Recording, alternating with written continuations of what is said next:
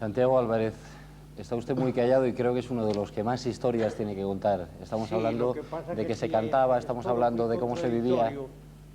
Yo, en primer lugar, quiero decir que el sistema democrático es el mejor sistema político que hay, aún con todas sus imperfecciones.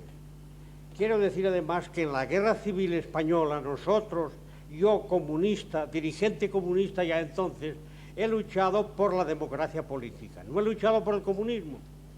Y hay una famosa carta de José Díaz dirigida a la redacción de Mundo Obrero, que es un documento en ese sentido señero, diciendo por qué luchamos los comunistas y refrendando las palabras que había dicho el presidente de la República en un discurso en Valencia. Una comunista. Habría un sistema democrático pluripartidista.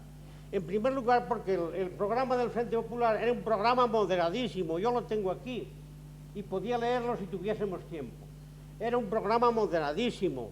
Se hablaba de la readmisión de los despedidos, del aumento de salarios, de ciertas cosas de ese tipo que eran reivindicaciones de masas de los trabajadores, pero no había ningún programa, ningún punto revolucionario en el programa del Frente Popular. Después, en el curso de la guerra, ha habido una participación de todas las fuerzas políticas y el Frente Popular fue, durante un periodo largo, una coalición que estaba hegemonizada por partidos burgueses, porque ¿qué era Martínez Barrio?, ¿qué era Azaña?, ¿qué era Marcelino Domingo y otros dirigentes? Una pregunta, señor Santiago Álvarez, ¿por qué cree usted que el franquismo duró 40 años? El fascismo duró 40 años por una razón muy sencilla. Primero, porque la guerra fue una masacre para las capas más avanzadas que podían luchar por la libertad. Segundo, porque coincidió con la victoria de los aliados y los aliados a última hora apoyaron a Franco. Tercero, porque las fuerzas políticas españolas de oposición no llegaron a unirse.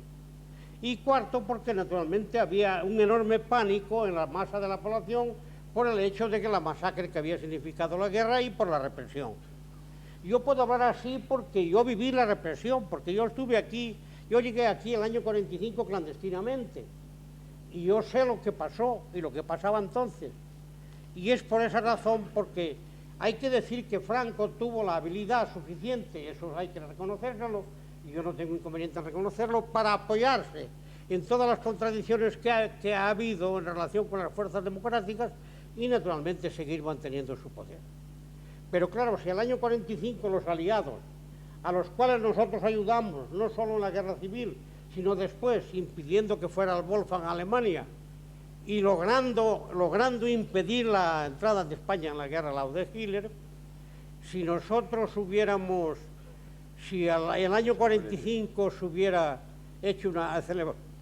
conseguido una amnistía y proclamado la reconciliación nacional que hemos tenido que ser nosotros a partir del 56, los que la hemos proclamado, pues entonces la situación hubiera sido distinta. A ver, alguien de los años 20 y 30, por favor, alguien que hable de su experiencia. Ustedes, durante los 40 años de Franco, podían hablar, no hablaban, había libertad, podían ustedes decir lo que querían, había miedo.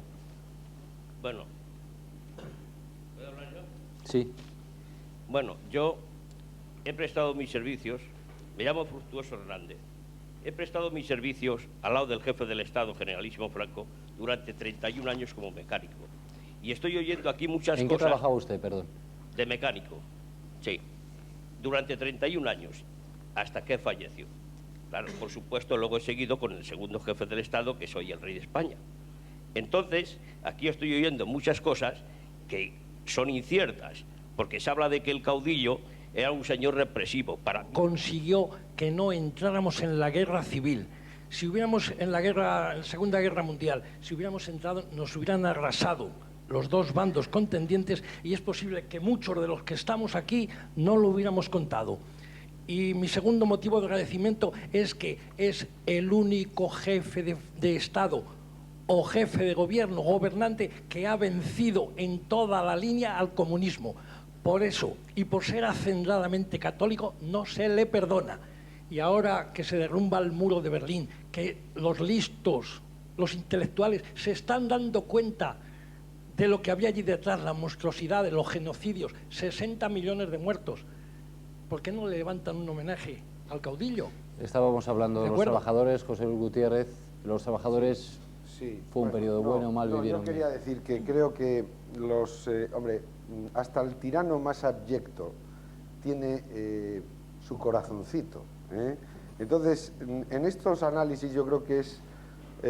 no conduce a ninguna parte guiarse por la peripecia personal de cada uno, ¿no? Porque entonces contamos la historia según nos va. Claro, el doctor Pozuelo pues dice esas cosas que ha dicho. Hombre, yo le puedo decir que yo era adolescente y era obrero metalúrgico, tuve que mantener una familia desde que tengo 16 años y cuando trabajando 12 y 14 horas diarias todavía fui a la universidad, el día que pedí una beca a mí me la negaron porque se la dieron a una compañera mía de clase, que por cierto conoce José Mari Moedano, que es compañero mío de estudios. Se la dieron y esta señorita iba en un flamante coche a la facultad porque era hija de un alto cargo del Ministerio de Educación y tenía 3 o 4 sueldos entre su madre y su padre. Y yo andaba colgado de los andamios quemando electrodos, ¿eh? Entonces, si cada uno hablamos con la peripecia personal que hemos vivido, entonces no llegamos a ninguna conclusión. Yo creo que tenemos que elevar un poco el listón del debate, entrar en la abstracción, de lo que significó el régimen de Franco. Y a mí, en ese brevísimo análisis que quiero hacer, yo solo quiero señalar una cosa. El mecánico de su excelencia obviamente está muy agradecido a la figura de Franco, pero Franco era un dictador, y las dictaduras no son buenas. Tercera cuestión, la vieja frase de Lord Acton sigue funcionando. Si el poder corrompe, el poder político absoluto corrompe absolutamente. Y entonces el régimen franquista fue un régimen corrompido. Sí, pero es que ahora lo contamos. La diferencia está en que ahora lo contamos, aparte de que no es la misma corrupción, ahora la contamos, doctor Pozuelo, y antes el que la contaba iba a la cárcel directamente, por hablar o por escribir. Bien, por hablar o por escribir. Entonces, hombre, hablar de las bonanzas supuestas del régimen franquista, yo creo que yo creo que no conduce a nada.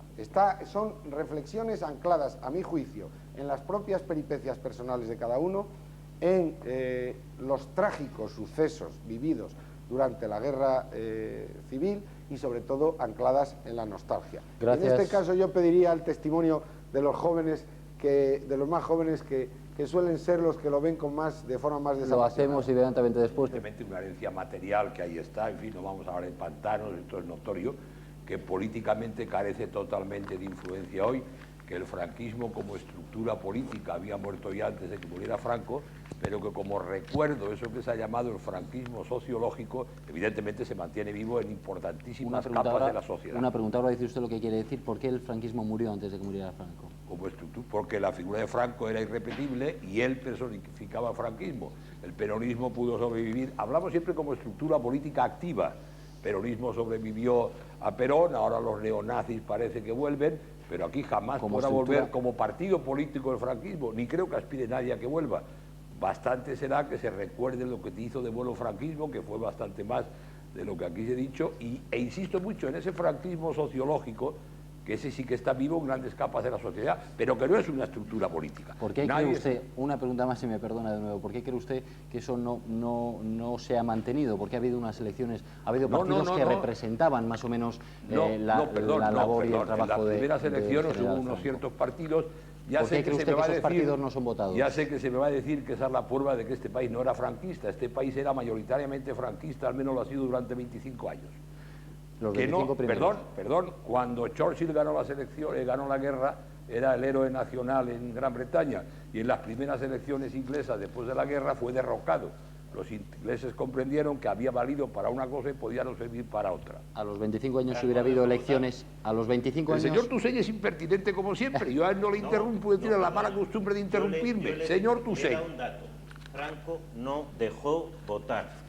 ¿Dejó votar Franco? Sí, claro. Un momento, sí. Señor Toussaint, ahora habla usted. Yo le preguntaba al señor Vizcaíno Casas, usted decía por lo menos durante 25 años, sí, del 45 al cabo de esos 71, del 46 al 71. Si al cabo de esos 25 años hubiera habido elecciones, ¿qué hubieran dicho los españoles? Abrumadoramente, y en eso le recomiendo la lectura de Dionisio Ridruejo, que creo que no es dudoso, que habla de la afección masiva del pueblo español a Franco, que es otra cosa que ahora el señor Por Tusell cariño. y otros cuantos aspirantes historiadores no cuentan.